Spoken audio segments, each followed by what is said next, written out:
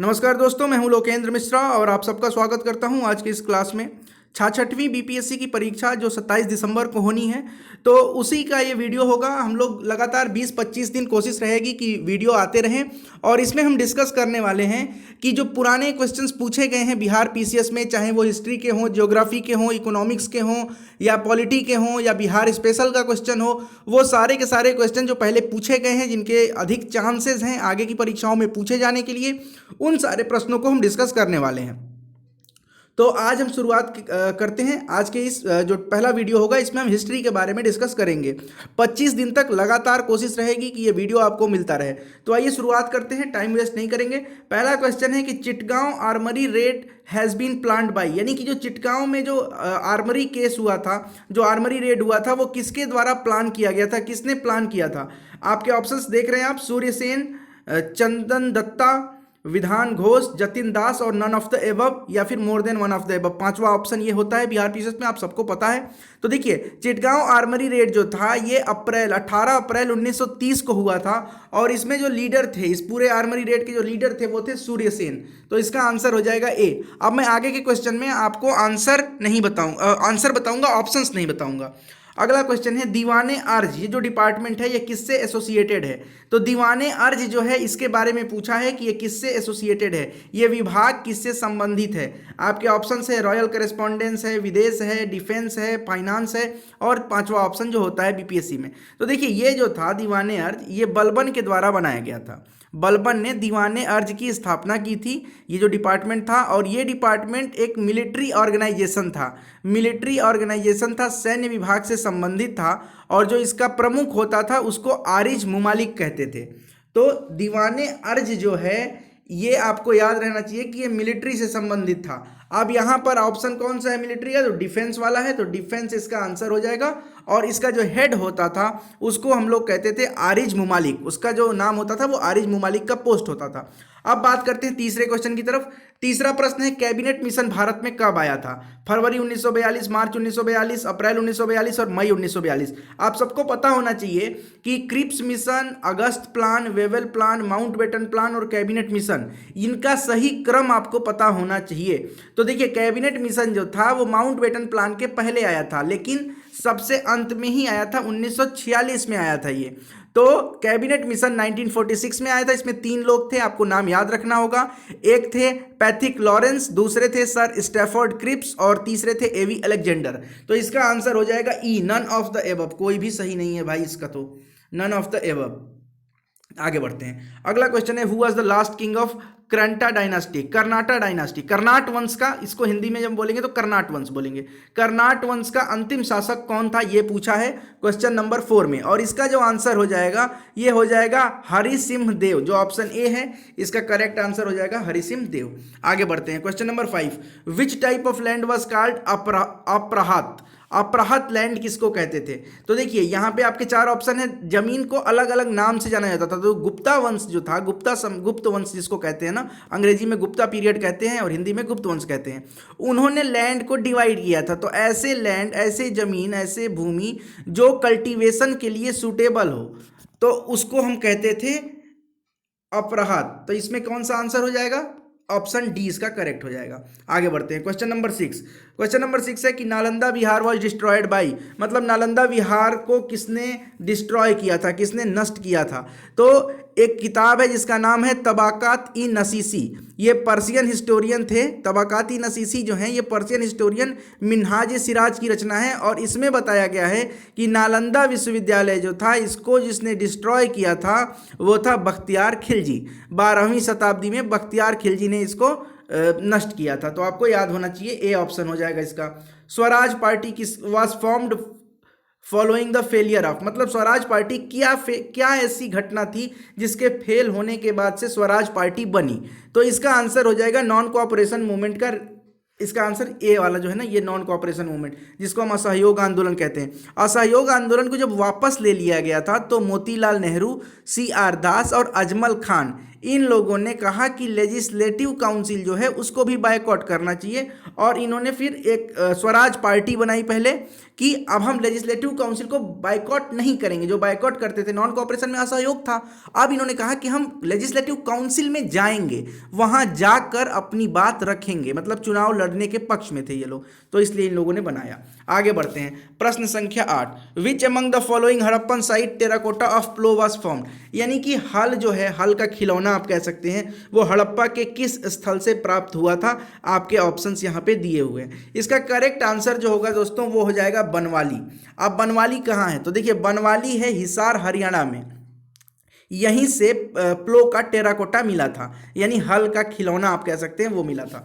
आगे बढ़ते हैं, Jaswant and Dasavan famous painter work courtier of Mughal empire. देखिए जितने भी शुरुआती मुगल एम्पायर रहे हैं, चाहे बाबर हो, हुमायूं हो, अकबर हो, उसके बाद जहांगीर हो, शाहजहां हो, औरंगजेब हो, इनके समय में जो पेंटर्स हुआ करते थे, औरंगजेब तो आपको पढ़ना ही नहीं है, उनके समय में पेंटर हुआ नहीं करते थे। बाबर भी वैसे ही 4 साल का था तो उसमें भी कुछ नहीं था। हुमायूं भी इधर उधर घूमता रहा। अकबर, जहांगीर और शाहजहां के समय में जो पेंटर्स थे उनका नाम आपको जरूर से जरूर याद कर लेना है, कई बार बीपीएससी में ये क्वेश्चन पूछा है। तो जसवंत और दसावन जो थे ये अकबर के ही कोर्ट में रहते थे, अकबर के ये लोग पेंटर थे, अकबर के दरबारी पेंटर आप कह सकते हैं ये लोग थे। आगे बढ़ते हैं, अगला क्वेश्चन, क्वेश्चन नंबर 10वां तो कट गया है, चलिए 11वां देखते हैं। Next question, first Indian elected to the British House of Commons was Dadabhai Naoroji who contested on the ticket of, यानी कि पहला व्यक्ति जो हाउस ऑफ कॉमन ब्रिटेन में है उसका चुनाव लड़ा था वो दादा भाई नौरोजी थे। पूछ रहा है कि वो किसके टिकट पर चुनाव लड़े थे, तो देखिए 1892 में दादा भाई नौरोजी को इलेक्ट कर लिया गया था ब्रिटिश पार्लियामेंट के लिए, और वो जिस पार्टी के टिकट पे लड़े थे वो कौन सी पार्टी थी आपको बतानी है, तो इसका आंसर हो जाएगा ए यानी कि लिबरल पार्टी के टिकट पे उन्होंने चुनाव लड़ा था। क्वेश्चन नंबर 12 की तरफ बढ़ते हैं, अखिल भारतीय किसान कांग्रेस। देखिए अखिल भारतीय किसान सभा, बिहार किसान सभा और प्रांतीय किसान सभा, ये तीनों आपको याद होने चाहिए, इससे बहुत बार बीपीएससी में क्वेश्चन पूछा है। तो देखिए अखिल भारतीय किसान सभा जो था वो 1936 में सहजानंद सरस्वती के द्वारा बनाया गया था। तो इसमें आंसर कौन सा है, 1936 इसका करेक्ट आंसर हो जाएगा। इसके पहले बिहार में किसान सभाएं बन चुकी थी, मैं आपको बता दूं, 1929 में प्रोविंशियल और 1930 में ऑफिशियल। अब बात करते हैं, who Drew Mahatma Gandhi's attention towards the exploitation of peasants bye European Indigo planters, यानी कि महात्मा गांधी को किसने महात्मा गांधी को अटेंशन दिलाया कि जो इंडिगो प्लांटर्स यानी जो नील की खेती कर रहे हैं उनकी तरफ ध्यान किसने दिलाया, तो ये तो बहुत साधारण सा इसका आंसर हो जाएगा, राजकुमार शुक्ला। इन्होंने चंपारण में आने के लिए महात्मा गांधी को इन्वाइट किया था कि चंपारण में आप आइए और सत्याग्रह करिए। आगे बढ़ते हैं, प्रश्न संख्या 14, which journal was not associated with the revolutionary activity, यानी कौन सी ऐसी पत्रिका है इसमें से जो किसी भी क्रांतिकारी चीज़ों से नहीं जुड़ी थी, क्रांतिकारी काम से नहीं जुड़ी थी। तो आपके ऑप्शंस हैं संध्या, युगांतर, गदर, यंग इंडिया और इनमें से कोई नहीं। इसका जो आंसर हो जाएगा दोस्तों वो हो जाएगा D, young India. Young India जो है ये जर्नल जो है ये महात्मा गांधी से संबंधित है, और बाकी के जो चारों यहाँ पे हैं वो सब के सब जो हैं वो एसोसिएटेड हैं, यानी कि जो 3 हैं संध्या, गदर और युगांतर, ये तीनों के तीनों एसोसिएटेड है क्रांतिकारी गतिविधियों से। अब संध्या की बात कर लें सबसे पहले कि संध्या जो पत्रिका है वो किसके द्वारा, तो संध्या के जो एडिटर थे वो थे बारिंद्र कुमार घोष और भूपेंद्र नाथ। युगांतर की बात करें तो युगांतर में थे बिपिन चंद्र पाल, और गदर के जो थे वो थे तारकनाथ दास। तो आपको ये याद होना चाहिए। आगे बढ़ते हैं, प्रश्न संख्या 15, which among the following kings reign Persian traveller Abdul Razzaq came to India, माने कि किस राजा के समय काल में, शासन काल में फारस से एक यात्री आया था जिसका नाम था अब्दुल रज्जाक। इसका सीधा सा आंसर है, इसका आंसर होगा दोस्तों कौन सा आपको बताना है। आप पहले मैं ऑप्शन बता देता हूं इसका, देवराय प्रथम, कृष्णदेव राय फर्स्ट, देवराय सेकंड और कृष्ण राय सेकंड, ये आपके ऑप्शन हैं। इसका जो करेक्ट आंसर है वो होगा देवराय सेकंड। देवराय सेकंड के समय में 1443 में ये आया था, ठीक है। आगे बढ़ते हैं, question number 16, who was the founder of Karnat वंश, कर्नाट वंश का फाउंडर कौन है। इसके पहले पूछा था कि कर्नाट वंश का लास्ट शासक कौन था, पिछले शायद एक क्वेश्चन में पूछा था ना। तो इसमें जो आंसर होगा वो कौन सा आंसर होगा भाई, वो हो जाएगा नान्यदेव, ऑप्शन ए जो है वो करेक्ट हो जाएगा। कर्नाट वंश जो है वो मिथिला के रीजन में था, बिहार के मिथिला वाले क्षेत्र में कर्नाट वंश हुआ करता था। आगे बढ़ते हैं, who joined Subhash Chandra Bose to found All India Forward Bloc, मैंने फॉरवर्ड ब्लॉक जो बना था All India Forward Bloc Subhash Chandra Bose के द्वारा, इसमें किसने और एक्टिवली ज्वाइन किया था? आईएनए से जो एसोसिएटेड था, ठीक है। Forward block and actively associated with the INA movement, INA के मूवमेंट और फॉरवर्ड ब्लॉक दोनों से कौन एसोसिएटेड था? 17वां क्वेश्चन, और इसका आंसर हो जाएगा शीलभद्र याजी। शीलभद्र याजी जो थे ये दोनों से जुड़े हुए थे। क्वेश्चन नंबर 18 की तरफ बढ़ते हैं। Who is known as father of dyarchy, dyarchy का पिता किसको कहते हैं, जनक किसको कहते हैं? तो इसका आंसर हो जाएगा क्वेश्चन, इसका हो जाएगा आंसर डी, डी यानी कि सर लियोनिल कार्टिस, इनको हम कहते हैं डायरकी का फादर, द्विसदनीय व्यवस्था। Sir Michael O'Dwyer was shot dead on 13 March, 13 March 1940 को लंदन में माइकल ओ डायर को किसने गोली मारी थी? बहुत ही आसान सा प्रश्न है, इसका आंसर हो जाएगा ऊधम सिंह। आगे बढ़ते हैं, प्रश्न संख्या 20, Chinese traveller Sungyun was came to India in, मतलब सुंगयुन जो है चाइनीज यात्री, ये कब भारत आया था? 20वां प्रश्न है, इसका आंसर हो जाएगा 515 से 520 एडी के समय में। तो 515 से 520 में ये सुंगयुन आया था। इसके साथ आप याद रखिए फाहियान भी आया था, तो फाहियान आया था 399 से 414, चंद्रगुप्त विक्रमादित्य के समय में फाहियान आया था, याद रखना है आपको बिल्कुल। और ह्वेनसांग कब आया था? 627 से 643, यानी कि ये हर्षवर्धन के समय काल में आया था। हर्षवर्धन का समय काल क्या है? 607 से 647, 606 से 647 के आसपास का समय है। तो आपको ये तीनों याद होने चाहिए। आगे बढ़ते हैं, प्रश्न संख्या 21 है, the precursor of Indian national Congress, यानी भारतीय राष्ट्रीय कांग्रेस के पहले जो संस्था थी उस संस्था का नाम क्या था? इस संस्था का नाम था इंडियन नेशनल एसोसिएशन, उसको इंडियन एसोसिएशन के नाम से भी जानते हैं। तो इंडियन नेशनल एसोसिएशन, इसका आंसर हो जाएगा इंडियन एसोसिएशन, ठीक है। ये इंडियन नेशनल यूनियन है तो ये नहीं होगा, ब्रिटिश इंडियन एसोसिएशन भी नहीं होगा, इंडियन लीग भी नहीं होगा, इंडियन एसोसिएशन जो बी ऑप्शन है वो हो जाएगा। आगे बढ़ते हैं प्रश्न संख्या 22 की तरफ। विच among the following year Santhal revolt, देखिए संथाल आपको याद रखना है कि संथाल विद्रोह कब हुआ, मुंडा विद्रोह कब हुआ, और भी जो विद्रोह हुए हैं, लोटा विद्रोह एक छोटा सा था, एक ताना भगत का विद्रोह था, ये सारे विद्रोह जो बिहार के क्षेत्र में या बंगाल के क्षेत्र में हुए हैं वो आपको याद होने चाहिए। तो संथाल विद्रोह जो था ये प्रश्न है, प्रश्न संख्या 22, और इसका आंसर हो जाएगा 1855-56 के आसपास, यानी कि 1857 की क्रांति के जस्ट पहले एक आंदोलन हुआ जिसको हम संथाल आंदोलन के नाम से, संथाल रिवेलियन के नाम से जानते हैं।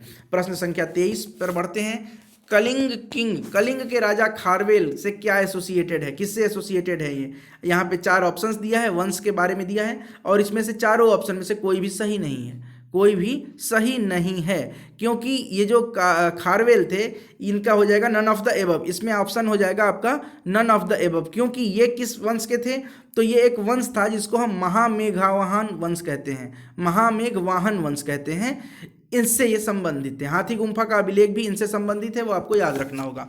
प्रश्न संख्या 24, in my belief Congress is too tottering to its fall and one of my great ambitions while in India is to assist it to a peaceful demise, ये किसने ये कथन कहा था कि कांग्रेस लड़खड़ा रही है और मैं इसका अंत देखूंगा, ऐसा इसका हिंदी होगा। इसका आंसर होगा, इसका आंसर क्या होगा? Option C, Lord Curzon, Lord Curzon ने ये बात कही थी। प्रश्न संख्या 25 की तरफ बढ़ते हैं। Which among the following year Surendra Nath Banerjee was eliminated from Indian civil services, Surendra Nath Banerjee को इंडियन सिविल सर्विसेज से कब एलिमिनेट कर दिया गया, हटा दिया गया? इसका जो करेक्ट आंसर होगा वो हो जाएगा ए, ऑप्शन ए, 1874 में इनको हटा दिया गया था, रिमूव कर दिया गया, क्योंकि इन्होंने इंडियन पॉलिटिक्स को सपोर्ट किया था। 1869 में इन्होंने आईसीएस की परीक्षा पास की थी सबसे पहली बार, लेकिन इनको कुछ डेट को लेकर डिस्प्यूट हो गया, कुछ एज को लेकर, जिसके बाद इन्होंने फिर 1871 में परीक्षा दी, उसमें भी क्वालिफाई हुए, लेकिन इनको 1874 में हटा दिया गया, क्योंकि ये सपोर्ट कर रहे थे भारत में जो क्रांतिकारी गतिविधियां हो रही थी उसको। आगे बढ़ते हैं। Who became champion of socialism and wanted to overthrow of British rule princely state landlordism and capitalism in 1933, यानी कि समाजवाद का चैंपियन कौन बन के उभरा जो 1933 में था, जो ब्रिटिश रूल को, प्रिंसली स्टेट को, लैंडलॉर्डिज्म को और कैपिटलिज्म यानी पूंजीवाद को हटाना चाहता था? इसका आंसर क्या होगा क्वेश्चन नंबर 26 का? तो दोस्तों क्वेश्चन नंबर 26 जो है ये, पहले आप इसके ऑप्शंस देख लीजिए, राजेंद्र प्रसाद है, जवाहरलाल नेहरू हैं, और ये देखिए भूला भाई देसाई हैं और सरदार पटेल हैं, और ई ऑप्शन आप सबको पता है कि ई ऑप्शन भी एक होता है। इसका जो करेक्ट आंसर होगा वो जवाहरलाल नेहरू होगा, ठीक है, सोशलिज्म को मानते थे Jawaharlal Nehru. Question number 27, who was elected the first president of all India किसान सभा 1936। ऑल इंडिया किसान सभा जो 1936 में बनी, जिसको AIKS के नाम से भी जानते हैं, इसमें सहजानंद सरस्वती जो थे ये इसके प्रेसिडेंट बने थे। तो सी आंसर इसका करेक्ट हो जाएगा। क्वेश्चन नंबर 28, बिरसा मुंडा को कब कैप्चर किया गया था? जब वो सो रहे थे उनको उठा लिया गया, वहां से जेल में डाल दिया गया। तो इसका आंसर हो जाएगा दोस्तों फरवरी 3, 1900। ये ऑप्शन हो जाएगा आपका, सी ऑप्शन हो जाएगा। आगे बढ़ते हैं। Who was the founder of Bahmani kingdom? Bahmani साम्राज्य का संस्थापक कौन था? तो ये तो बहुत ही आसान सा क्वेश्चन हो गया। क्वेश्चन नंबर 29 का आपके लिए ऑप्शंस भी बता देता हूँ। अलाउद्दीन हसन, फिरोज शाह और महमूद गौना और असफ खान, इसमें से कौन सा करेक्ट आंसर है? तो इसका आंसर हो जाएगा ए, अलाउद्दीन हसन। आगे बढ़ते हैं। 30th क्वेश्चन भी इसमें नहीं है। 31वां question, which among the following viceroy period was title of Rai Bahadur and Khan Bahadur were begin to confer to Indian? यानी कि राय बहादुर और खान बहादुर का की जो उपाधि दी जाती थी, ये किस वायसराय के समय में ये उपाधियां देना शुरू हुआ था? तो देखिए, ये वायसरायशिप था लॉर्ड हार्डिंग सेकेंड का, लॉर्ड हार्डिंग सेकेंड का। राय बहादुर उनको उपाधि दी जाती थी जो हिंदू होते थे, और खान बहादुर उनको कहते थे जो मुसलमान होते थे। तो राय बहादुर की उपाधि किसको मिली थी, आपको ये याद रखना है। और ये भी याद रखना है कि जलियांवाला बाग हत्याकांड के बाद उस आदमी ने राय बहादुर की उपाधि को ठुकरा दिया था। ये आपको खुद से कमेंट करके बताना है कि कौन था। खैर, इसका आंसर जो आपको मैंने बता दिया, क्या आंसर होगा इसका भाई? क्वेश्चन नंबर 31 का ई हो जाएगा, क्योंकि इसमें ऑप्शन दिया ही नहीं है, लॉर्ड हार्डिंग सेकेंड।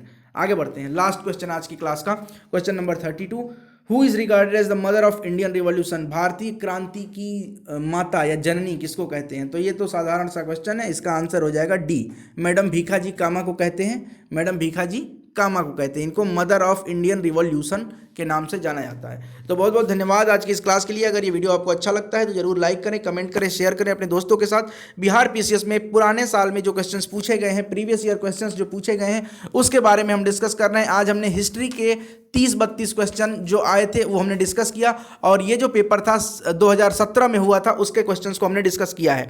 आगे भी क्वेश्चन डिस्कस करेंगे। कोशिश रहेगी कि 2017, 18, 19, 20 ये जो हाल फिलहाल के 4-5 साल के क्वेश्चन हैं उसको हम लोग डिस्कस कर लें। बहुत बहुत धन्यवाद आप सबका। Thank you so much.